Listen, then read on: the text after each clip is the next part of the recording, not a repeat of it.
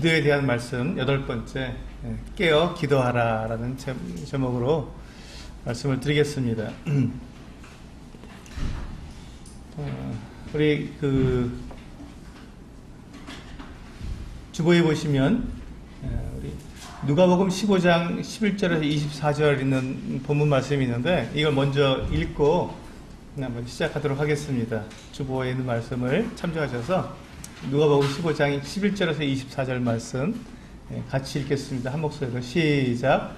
또 이르시되 어떤 사람에게 두 아들이 있는데 아버지에게 말하되 아버지여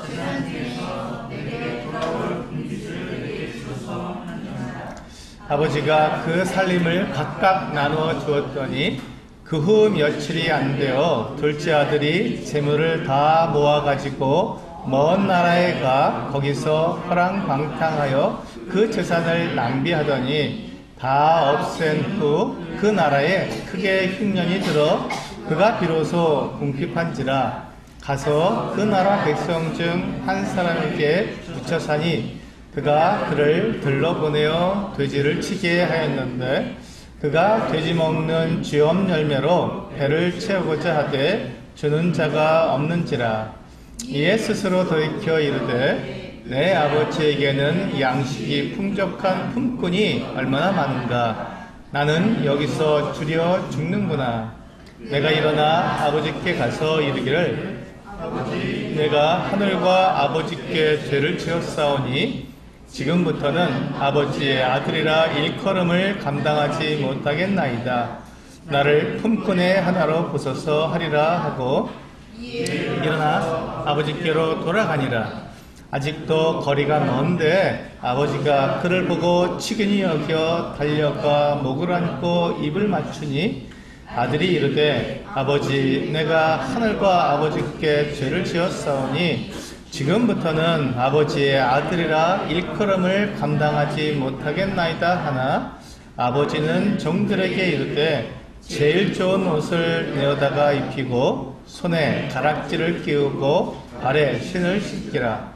그리고 살진 송아지를 끌어다가 잡으라. 우리가 먹고 즐기자. 이 내 아들은 죽었다가 다시 살아났으며 내가 잃었다가 다시 얻었노라 하니 그들이 즐거워하더라. 네.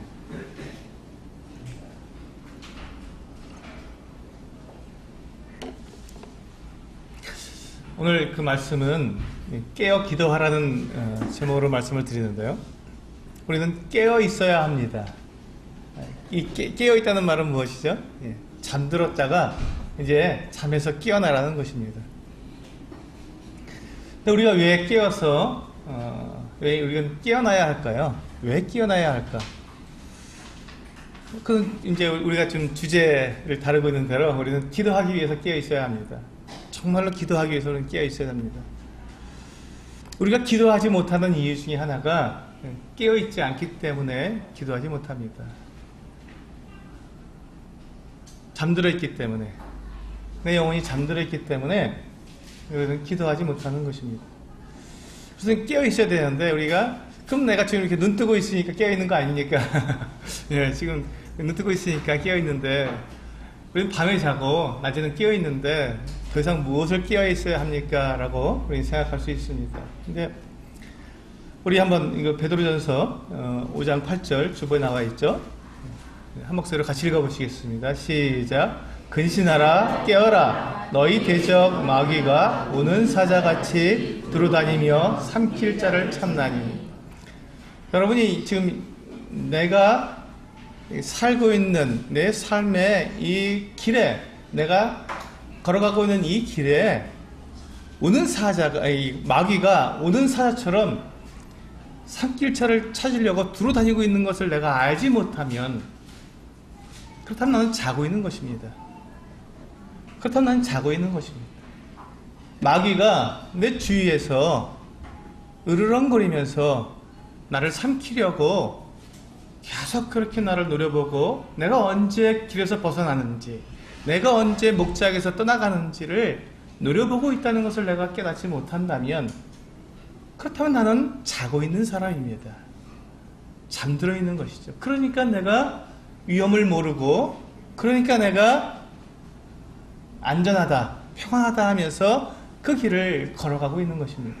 그러나 지금 주님께서 말씀하시기를 근신하라, 깨어라, 너희의 중 마귀가 우는 사자같이 두루다니며 삼킬 자를 찾고 있다고 지금 말씀하고 있습니다.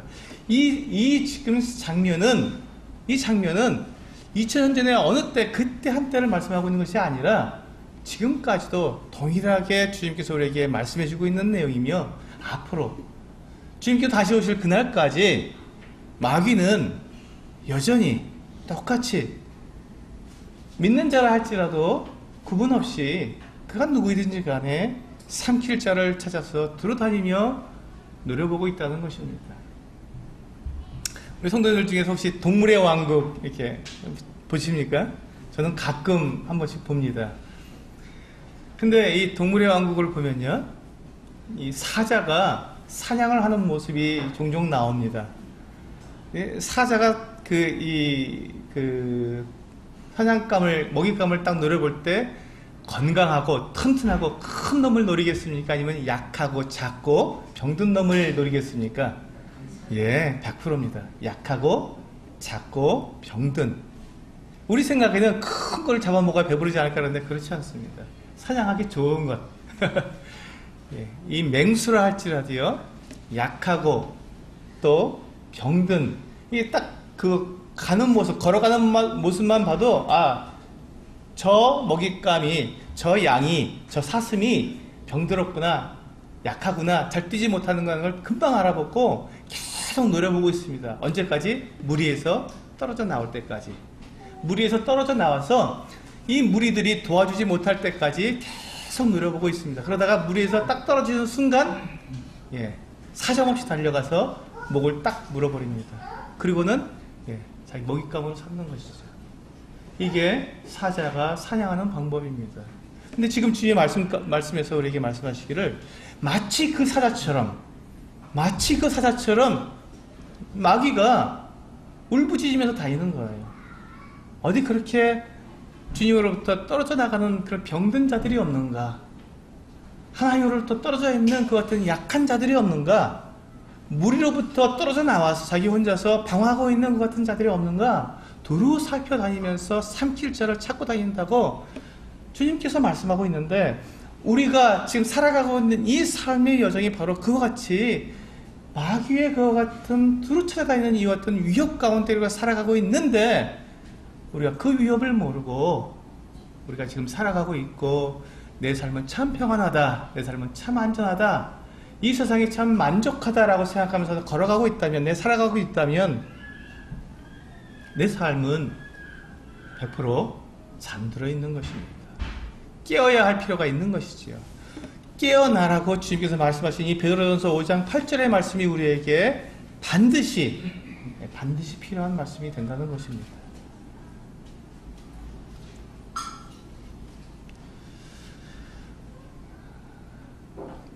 한번 생각해 보시기 바랍니다. 우리가 지금 가고 있는 이 길을 가만히 한번 생각해 보시기 바랍니다. 우리가 가고 있는 길이 정말 넓고 탄탄하고 평안한 그 같은 길인지, 아니면 마치 외줄타기를 하는 것처럼 불안하고 위험한 길인지 한번 생각해 보시길 바랍니다.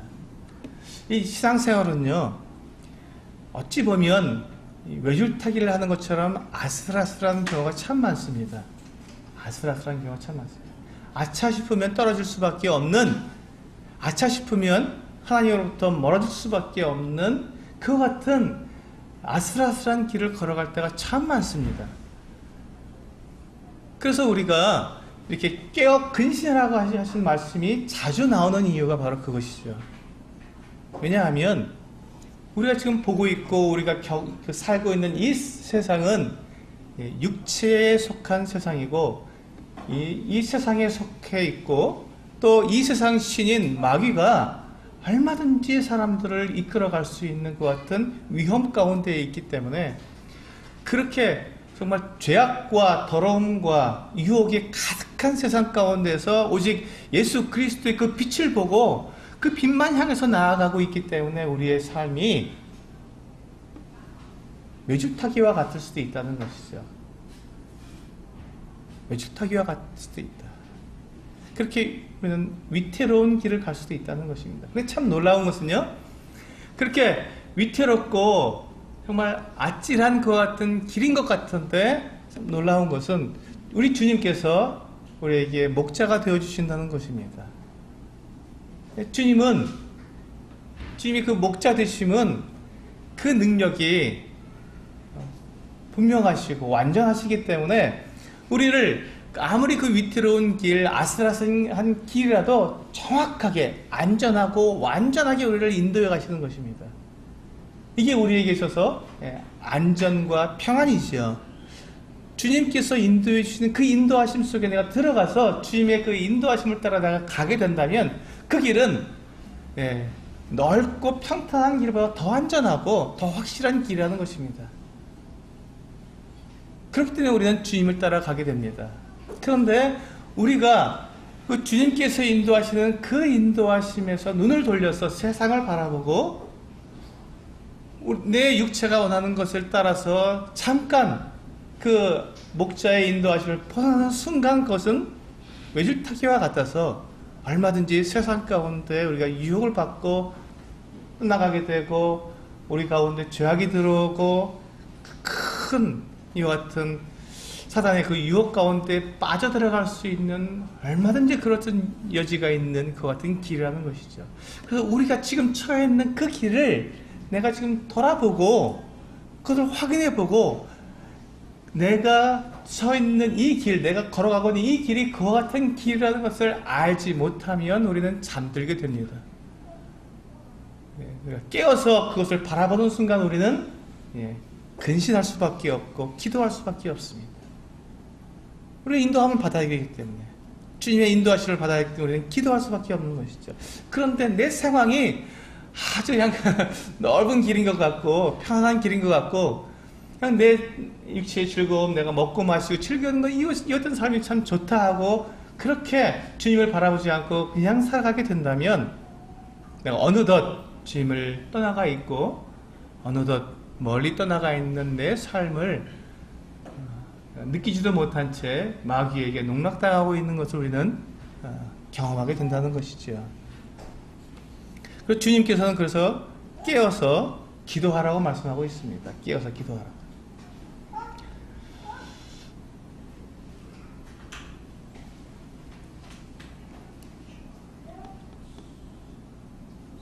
우리가 그와 같이 이 주님의 그 인도하심으로부터 우리의 눈을 돌려서 이 세상의 유혹과 이 시험에 빠지게 되면 그 삶이 얼마나 비참한지를 우리는 깨어서 그것을 확인해 봐야 합니다. 그래야 우리가 기도할 수 있습니다. 주님께서 우리를 부르실 때는요, 교회를 부르실 때는 어떻게 부르셨냐면, 우리 에베소서 5장 26절 27절 같이 한번 읽어보겠습니다. 시작. 이는 곧 물로 씻어 말씀으로 깨끗하게 하사 거룩하게 하시고 자기 앞에 영광스러운 교회로 세우사 티나 주름 잡힌 것이나 이런 것들이 없이 거룩하고 흠이 없게 하려 하십니다. 가만히 생각해 보십시오.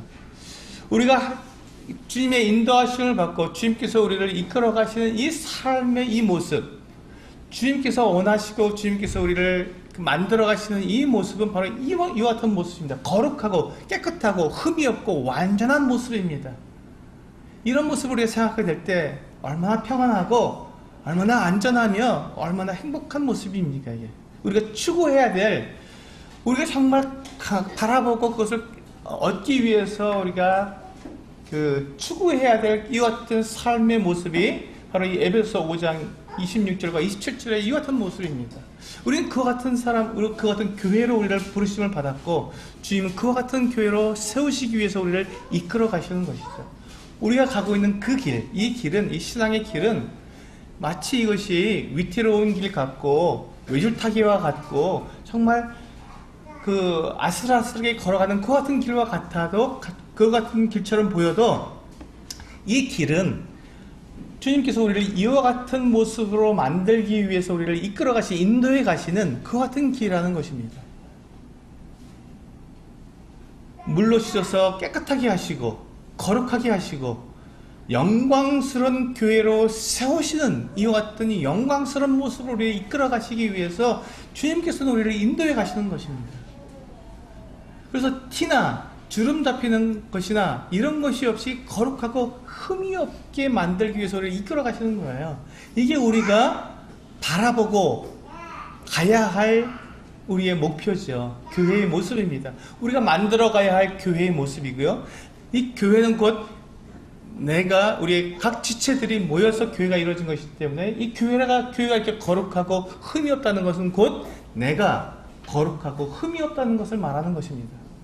다른 성도들은 다 흠이 없고 거룩한데 내가 거룩하지 못하고 내가 흠이 있다면 그 교회는 여전히 거룩하지 못하고 흠이 없는 흠이 있는 것이 흠이 있게 되는 것이죠. 내가 교회니까, 내가 교회의 한 지체니까 우리 모두가 다 함께 각자가 그렇게 거룩하고 흠이 없고 티나 주름 같은 것이 없이 그렇게 완전하게 우리가 완전함으로 우리가 나아가야만 그 교회가 그렇게 이루어지는 것입니다. 주님께서 원하시고 인도하시는 그 길로 우리가 나아가게 되는 것이죠. 나는 좀 이제 감 믿었으니까, 나는 좀 이렇게 연약하니까, 나 말고 좀 앞서가시는 분들이 이렇게 하는 것이 아니라 우리는 모두가 다 교회의 지체이고 우리가 바로 교회니까, 내가 곧 교회니까 우리는 내가 그렇게 나아가야 하는 것, 내가 먼저 이렇게 나아가야 교회가 그렇게 이루어진다는 것입니다. 그러면 내가 이 길을 걸어가면서 내가 주님을 바라보지 못하고 주님께서 인도하시는 그 인도하심을 내가 사모하지 않고 자꾸 눈을 돌려서 세상을 바라보게 되고 또 이 육체의 쾌락을 위해서 잠깐 길에서 벗어나게 되고 다른 맛을 쫓아서 주님께 주시는 풀을 먹고 꿀을 먹는 것이 아니라 다른 꿀은 어떤 맛일까 하고 우리가 다른 곳으로 우리가 나아가서 다른 것을 추구하게 될 때 우리는 죄에 빠지고 유혹에 넘어가고 결국 주님께서 우리에게 두신 그 계획처럼 이렇게 거룩하고 완전하고 흠이 없는 어떤 교회를 이루는 데서 부족하게 된다는 것입니다. 그래서 우리는 깨어서 기도해야 합니다. 내가 지금 어느 길에 있는지, 내가 혹시 주님의 그 인도하심에서 내가 벗어난 삶을 살아가고 있지는 않은지 깨어서 살펴봐야 하는 것입니다. 내가 만약에 그 주님의 인도하심에서 벗어나 있다면 나는 어떤 처지가 됩니까? 내 운명은 어떻게 되겠습니까? 베드로전서에서 말씀하고 있는 것처럼 마귀가 우는 사자같이 우리를 곧 덮칠 것입니다. 참 이 마귀는요 참 교묘한 자입니다. 참 교묘한 자예요. 우리가 가다가 주님으로부터 이렇게 길에서 조금 벗어나잖아요. 그럼 바로 덮칠 것 같습니까? 안 그렇습니다. 가만히 냅둡니다. 그리고 좋은 곳을 잡고 있습니다. 왜? 더 떨어져 나가라고. 주님으로부터 더 멀리 떨어져 나가라고. 그래서 내 스스로 생각해도 나는 틀렸어. 내가 주님께 어떻게 돌아가? 내 이런 모습으로 어떻게 주님께 돌아가라고 내가 완전히 주님으로부터 떨어져서 주님의 도우심도 받을 수 없고 주님의 그 지팡이와 막대기가 나를 안위할 수 없는 그 같은 상황까지 멀어져 나가도록 가만히 두고 오히려 이것도 한번 먹어봐라, 이것도 한번 경험해봐라 하고 자꾸 좋은 것을 주시죠. 그래서 더 멀어지도록 그러다가 우리가 주님께로 돌아갈 수 없다고 생각하는 그 순간이 되었을 때 탁 덮치는 겁니다. 주님으로부터 도우심을 얻을 수 없다는 상태까지 갈 때까지, 내가 포기할 때까지 사단은 우리를 유혹해냅니다. 유혹해내고 멀어지게 만들고 떨어지게 만들고 결국 멀어지고 떨어져서 내 스스로 주님 앞에 나아가지 않는 나 같은 자가 주님께 나아갈 수 있을까? 내가 회개한들 주님이 받아주실까 하는 이것은 자포자기가 될 때까지 정말 비참하게 만드는 것입니다. 그 비참함이 우리가 방금 함께 처음에 읽었던 누가복음 15장 11절에서 24절에 나와 있는 이 탕자의 모습과 같습니다. 우리가 주님을 떠나서 이 사단의 이 마귀의 유혹에 따라서 주님을 계속 떠나가다 보면은 나도 모르는 사이에 그 우리가 겪어야 되는 이 마귀의 농락에 따라서 내가 그 겪어야 할 비참함을 주님은 이 둘째 아들 탕자를 통해서 우리에게 분명하게 말씀해 주고 있는 것입니다. 이 둘째 아들이 아버지에게 자기에게 돌아올 유산을 좀 달라고 했습니다. 왜? 아버지를 떠나기 위해서. 그래서 많은 돈을 가지고 먼 나라로 떠나갔습니다. 이 먼 나라로 떠나갔다는 말이 무엇입니까? 더 이상 아버지의 간섭을 받지 않겠다는 것이죠. 난 자유롭고 싶다. 내가 아버지 밑에서 참 힘들었다. 아, 이제 아버지의 이와 같은 눈초리에서 벗어나서 자유롭게 살자. 이게 진짜 삶이지 하고 떠나가 버린 것입니다. 근데 떠나가 보니까 아버지의 간섭을 안 받으니까 참 좋죠. 예, 돈은 많죠. 유산을 이제 물려받았으니 그걸 돈으로 바꿔서 이제 갔으니 그 많은 돈을 가지고 허랑방탕하게 돈을 쓰기 시작했습니다. 얼마나 즐겁습니까? 얼마나 행복합니까? 그 돈을 다 쓸 때까지. 그런데 이 탕자가 멀리 떠나서 먼 나라에 가서 아버지로부터 떠나가서 허랑방탕하게 쓸 때 자기가 지금 비참하게 허랑방탕한 삶을 살고 있다는 것을 그가 느끼지 못하고 있다는 것입니다. 잠들어 있는 거예요. 그 쾌락에 빠져서 잠들어 있는 것입니다. 깨어있지 못한 것이죠. 그래서 이 탕자가 계속 거기에서 머물면서 어떻게 되니까 돈을 다 써버리고 맙니다. 근데 그때 어떤 일이 생깁니까? 흉년이 듭니다. 그 나라에 흉년이 들어버립니다. 하나님께서 역사하시는 것이죠. 하나님의 심판은 이렇게 역사하십니다. 주님을 떠나갔을 때 정말 기이한 방법으로 그에게 역사하십니다. 이게 참 두려운 것입니다. 비참함을 우리는 깨달아야 합니다. 하나님을 떠나갔을 때 이제 이 탕자에게 엎친 데 덮친 격으로 자기가 갖고 간 재산을 다 허랑방탕하게 다 써버렸는데 흉년까지 들었습니다. 그런데도 이 탕자가 아직까지도 깨어나지 못한 거예요. 자기 비참함을 아직도 모르는 거예요. 자기가 지금 돈이 다 떨어져서 이제 자기가 그 쾌락을 누릴 수 없는 상황이 됐음에도 불구하고 자기의 그 비참함을 깨닫지 못하고 지금 어떻게 하고 있습니까? 한 사람에 가서 붙여서 품꾼으로 생활하겠다는 것이에요. 품꾼으로. 자기가 지금 이 궁핍하게 되었는데 그 궁핍함을 자기 스스로 한번 메꿔보려고, 이겨보려고, 견뎌보려고 한 사람에 가서 붙어서 이 품꾼으로 거기서 살겠다고 들어갔습니다. 그런데 이 주인이 이 둘째 아들을 어디로 보냅니까? 네, 들러 보냅니다. 들러 보내서 돼지를 치게 합니다. 여러분 지금 이 둘째 아들의 이 비참함을 한번 생각해 보시길 바랍니다. 이 둘째 아들이 아버지와 함께 있을 때는 단 한 번도 궁핍함이라는 것을 경험해 본 적이 없는 사람이었습니다. 아버지가 부유했기 때문에 한 번도 그가 궁핍함을 경험해 본 적이 없는데 아버지를 떠나서 그의 모든 것들을 다 잃어버렸고 그가 그 나라에 흉년까지 들어서 그가 한 번도 경험해 보지 못한 이 궁핍함을 경험했음에도 그는 그 비참함을 깨닫지 못했는데 그가 아버지 집에서는 늘 품꾼을 그가 썼고 품꾼에게 삭술 주면서 일을 시켰는데 그가 먼 나라에서 어떤 사람에게 붙어 자기가 품꾼이 되었음에도 불구하고 자기의 비참함을 알지 못했다는 것입니다.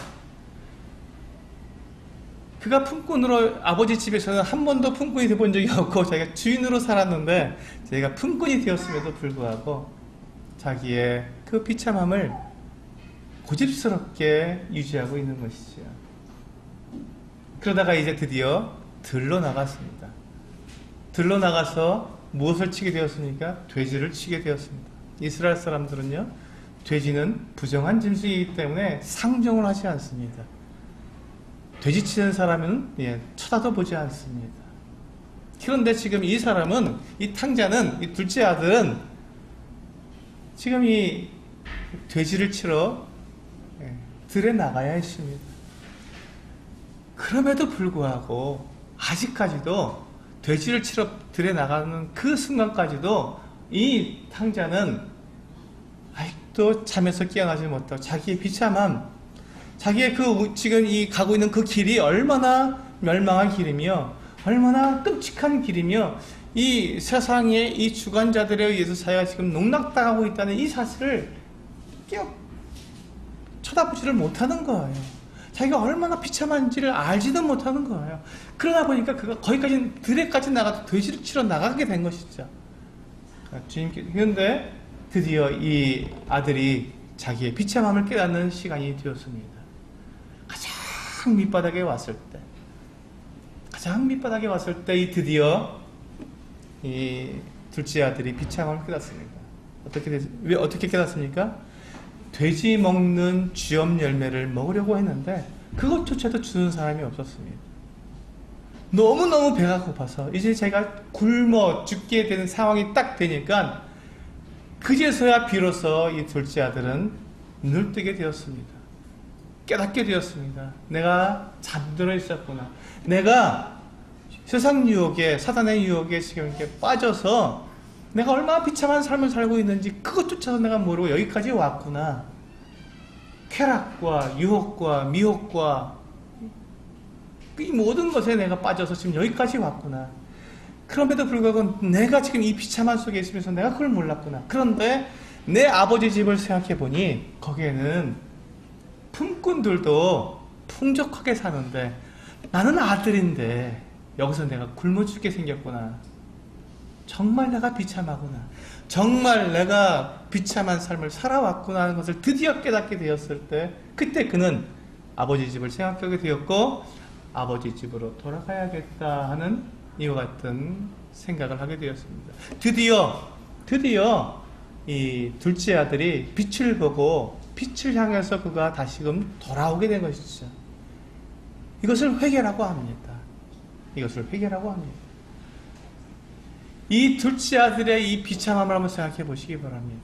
우리가 세상 가운데서 우리가 살아갈 때 우리는 풍족하다고 생각하고 즐겁다고 생각하고 이 세상 사람들과 함께 어우러져 살아가고 있는 동안에 우리는 마치 내가 무엇을 누리는 것처럼 우리는 착각할 수 있습니다. 그런데 내 영혼의 깊은 속에서 내 영혼의 그 깊은 진짜 참으로 내 영혼이 나에게 요구하는 것이 무엇입니까? 정말 내 이 육체가 아니라 정말 내 안에서 진짜 내 양심과 내 영혼의 깊은 내 마음속 깊은 곳에서 나에게 요구하는 삶이 어떤 삶입니까? 내가 사람답게 사는 그 삶, 진리와 사람답게 사는 삶이 무슨 어떤 삶이냐라고 내 안에서 나에게 외칩니까?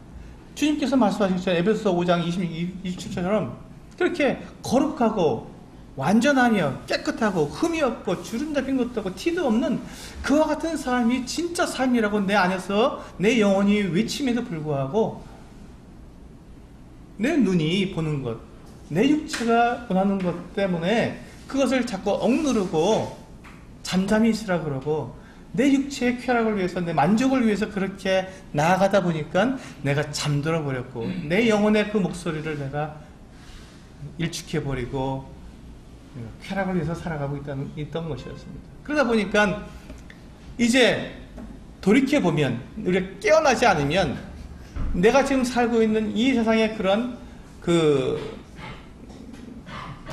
수렁에서 그 진흙탕 속에서 내가 이렇게 막 뒹굴고 살아가는 삶이 쾌락과 즐거움이 있기 때문에 그것이 만족이라고 생각했는데 진짜 내가 눈을 뜨고 내 자신을 돌아보게 된다면 이 세상에 그 같은 유혹 가운데 살아가고 있는 것이 결코 내가 원하는 것이 아니라는 것을 알게 된다는 것이죠.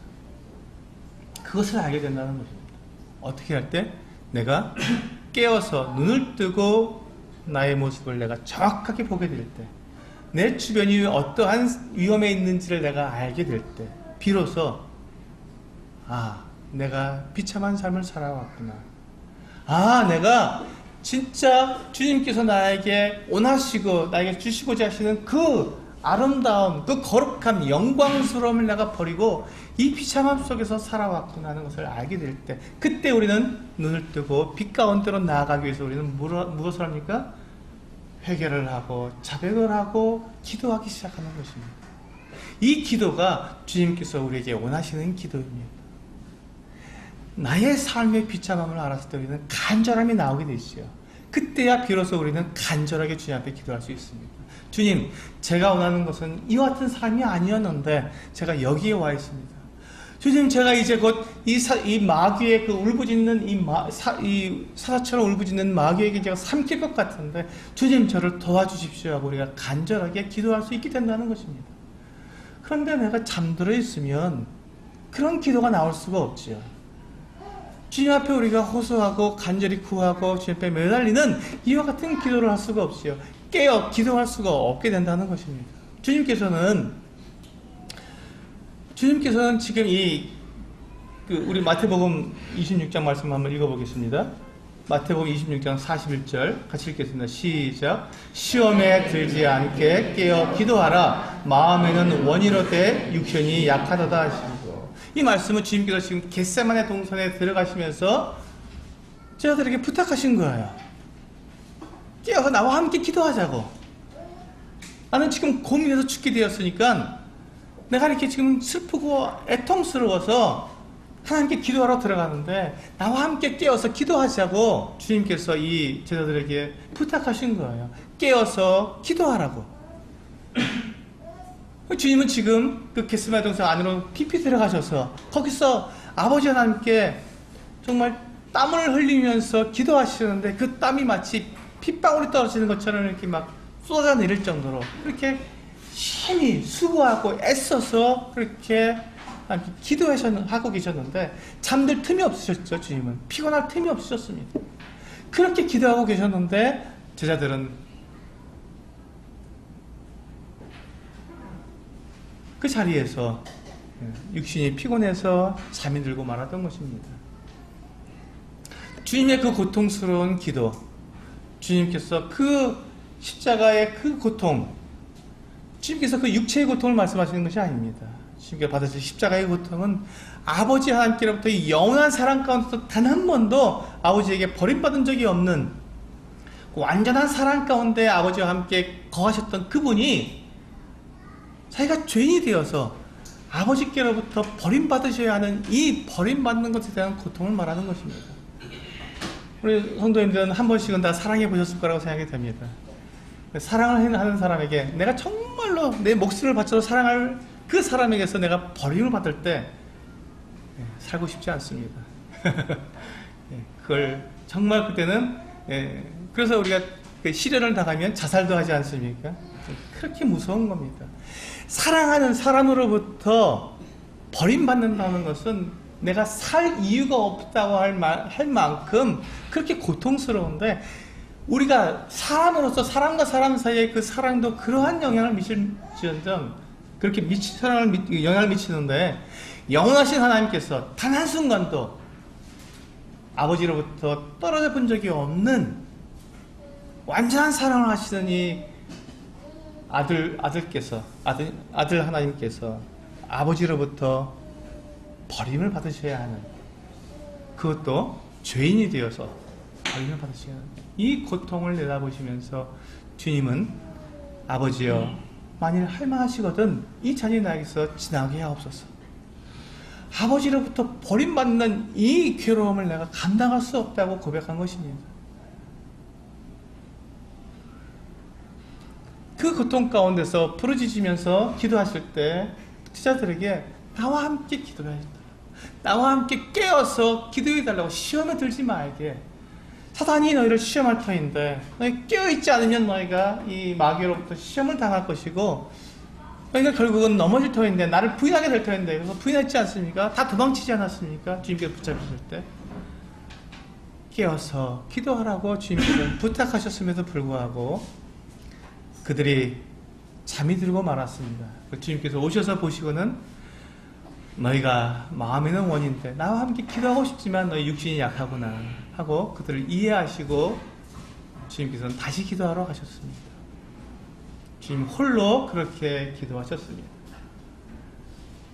그래서 우리는 깨어서 기도해야 합니다. 깨어나야 합니다. 주님께서 우리에게 부탁하신 것처럼 깨어라, 깨어라. 지금 너희 상황이 어떠한지 살펴보아라. 너희가 걸어가고 있는 이 삶이 정말 깨어서 나와 함께 가고 있는 이 그 삶이 아니라면 너희는 좀 잠들어 있는 삶이고 너는 사단에게 농락당하고 있고 죄와 더러움과 악과 정말 음란함과 이 가운데서 너희가 온갖 더러움 속에서 그 시궁창 속에서 너희가 살아가게 될 터인데 그렇게 살고 있을 터인데 너희가 그것을 알고 이제 내가 너에게 준비한 이 영광스러운 교회의 모습으로 거룩하고 흠이 없는 모습으로 나아오렴 하고 부르시는 것입니다.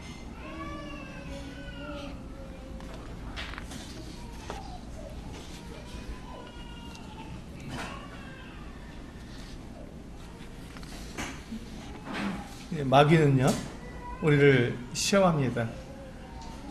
마귀의 시험은 정말 교묘합니다. 그래서 주님께서 뭐라고 하셨냐면 베드로가 이렇게 주님을 막 신앙 고백도 하고 막 충만해 있을 때 베드로에게 말하죠.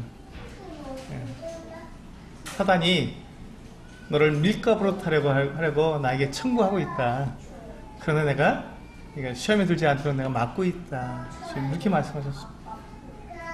베드로가 주님과 함께 있는 주님을 따라가고 있는 그 베드로를 갖다가 밀가부로 타려고요.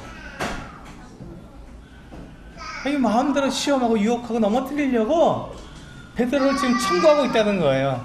근데 주님께서 그걸 막고 계시다는 것이죠. 주님께서 그걸 막고 계신 것을 잠깐만 거두시면 어떻게 됩니까? 베드로가 3번씩이나 주님을 부인하는 거예요. 내가 주님을 위해서 제 목숨까지 바치겠습니다라고 아주 그냥 그렇게 호언장담했던 베드로가 주님께서 잠깐 손을 거두시니까 그 유혹에 그 여종의 그 말에 그가 두려워해서 정말 모른다 그랬고 그러니까 맹세하면서 모른다 그랬고 그 다음에 어떻게 했습니까? 저주하면서까지 주님을 모른다고 부인했던 것입니다. 이 마귀가 우리를 시험에 넘어뜨릴 때는요 정말 우리가 비참해집니다. 그때 이 베드로가 제가 그렇게 3번이나 주님을 부인한 다음에 다가오는 소리를 듣고 주님과 눈이 마주쳤습니다. 그 다음에 베드로가 어떻게 했습니까? 그가 나가서 통곡했습니다. 왜? 자기의 비참함을 깨달았기 때문에 그렇습니다. 베드로는 그래도 깨어 있었던 거예요. 다가오는 소리를 듣고 깨어난 겁니다. 내가 정말로 그 사단의 시험에 넘어갔구나. 내가 3번씩이나 주님을 부인했구나. 그러고는 그는 나가서 통곡했던 것입니다. 자기의 비참함을 알고. 이것이 우리가 깨어서 기도해야 하는 이유입니다. 베드로는 그렇게 깨어서 그렇게 통곡해서 울었기 때문에 주님께서 그를 갖다가 다시 한번 네가 나를 사랑하느냐고 3번씩이나 물으셔서 그를 회복시켜 주신 것입니다. 참 놀라운 것은요 바로 그것이에요.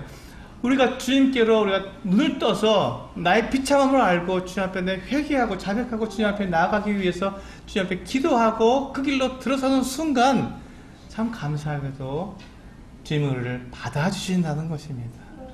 이 탕자가 둘째 아들이 자기가 이 쥐업 열매를 먹고자 했지만 그것조차도 주는 사람이 없어서 굶어 죽게 생겼을 때 그가 아버지를 생각하고 그가 아버지에게로 돌아가기로 하고 그가 돌아갔습니다.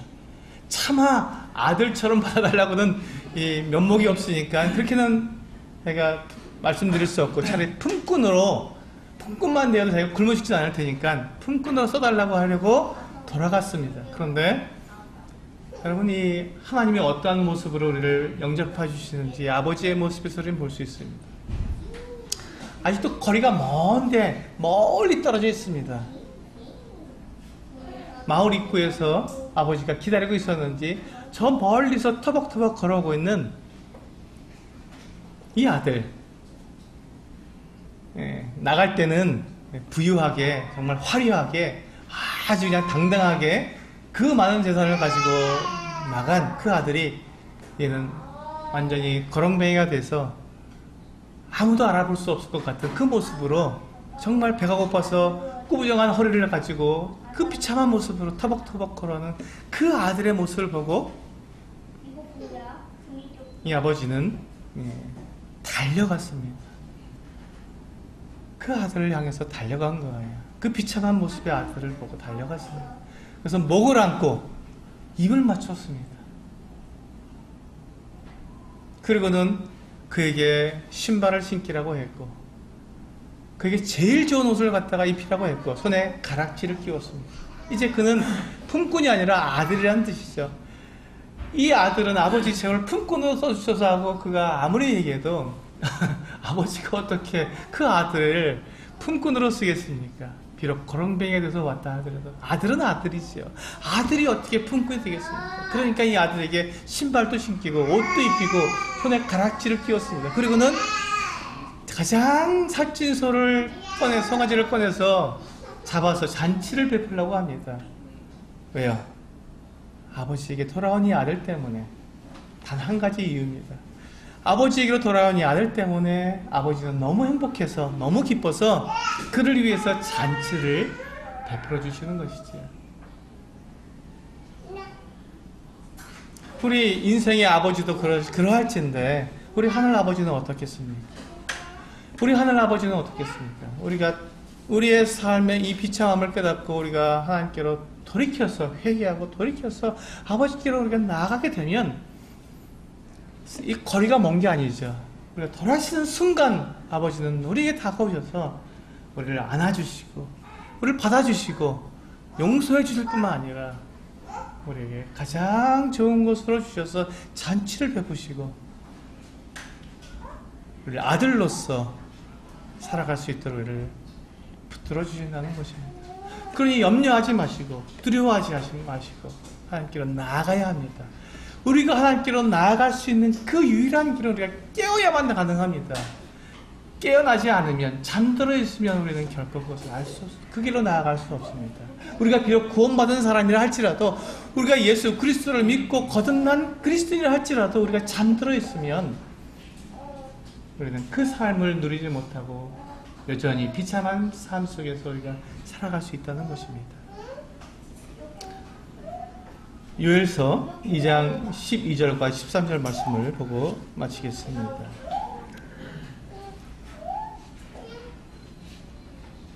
요엘서 2장 12절 13절 같이 읽겠습니다. 시작.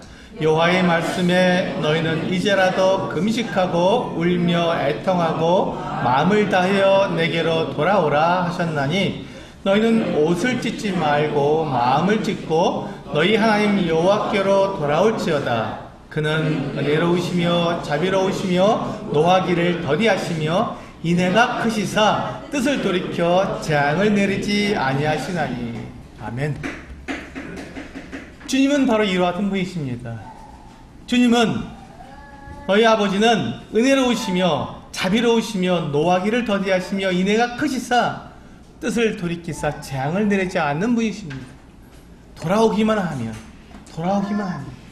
우리가 깨어서 나의 비참함을 알고 내가 지금 우는 사자와 이 마귀가 우는 사자처럼 내 주위에서 나를 삼키려고 하는 이 모습을 내가 깨닫고 내 삶에 이 같은 위험을 알고 내가 주님의 이 목자 되신 주님의 그 인도하심을 받기 위해서 내가 주님 앞에 간절히 기도할 때 주님 우리를 받아주시고 인도하시며 거룩하고 흠이 없는 모습으로 영광스러운 교회의 모습으로 세우시기 위해서 우리를 인도해 가신다는 것입니다. 내 삶을 돌아보기 위해서 내가 서 있는 이 자리가 어떠한 자리인지 우리가 돌아보기 위해서는 깨어나야 합니다. 그리고 우리가 깨어났다면 우리는 옷을 찢지 말고 마음을 찢어야 합니다. 우리는 얼마든지 이 예배당에 나와서 우리는 얼마든지 나는 이제 하나님께 나왔습니다고 말할 수 있습니다. 예배당에 나와서 예배드리고 만찬 예배 떡을 떼고 잔을 마시면서 우리는 하나님께 돌아왔다고 우리는 얼마든지 그렇게 겉으로 말하면서 내 안에 있는 내 중심은, 내 영혼은 여전히 세상의 그와 같은 것들의 유혹에 계속해서 마음을 두고 있을 수 있다는 것입니다. 그래서 주님은 우리에게 말씀하십니다. 옷을 찢지 말라고. 너희의 겉의 모습을, 겉모습으로 그렇게 돌이키는 것, 그것을 내가 원하는 것이 아니라 진짜 너희의 마음을 찢으라고 말씀하고 있는 것입니다. 내 마음에 있는 그 악함들, 그 더러움들, 하나님을 찾아가지 않고 내 눈의 겉은 보기에 좋은 것들을 찾아서 가고 있는 내 안에 있는, 내 중심에 있는 그 더러운 것들을, 마음을 찢어서 열어놓고 하나님 앞에 회개하고 나오라는 것입니다. 누구나 볼 수 있도록. 누구나 볼 수 있도록. 그리고 이제 그것을 빛 가운데 드러내서 내 안에 있는 그 더러움들을 빛 가운데 드러내므로 하나님께서 그것을 씻으시고 제해버리시고 나를 거룩하게 만드실 수 있도록 마음을 찢으라고 우리에게 말씀하십니다. 그렇게 돌아오면 주님께서는 은혜롭고 자비하시며 노하시기를 더디하시고 우리에게 인하여서 우리에게 재앙을 내리지 않고 우리를 그 비참함에서 건져내셔서 주님께서 원하시는 그 아름다운 모습으로 그 거룩하고 정말 사람답게 사는, 하나님의 사람답게 사는, 하나님의 자녀답게 사는 그 삶을 인도해 가실 수 있다고 주님께서는 약속해 주시는 것입니다.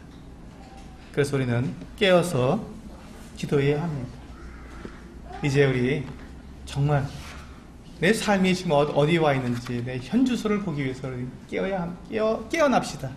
그리고 내 자신을 보면서 하나님의 그 영광을 바라보면서 우리가 함께 기도하는, 간절히 기도하는 형제 자매님들 되시기를 원합니다. 네, 기도하시겠습니다.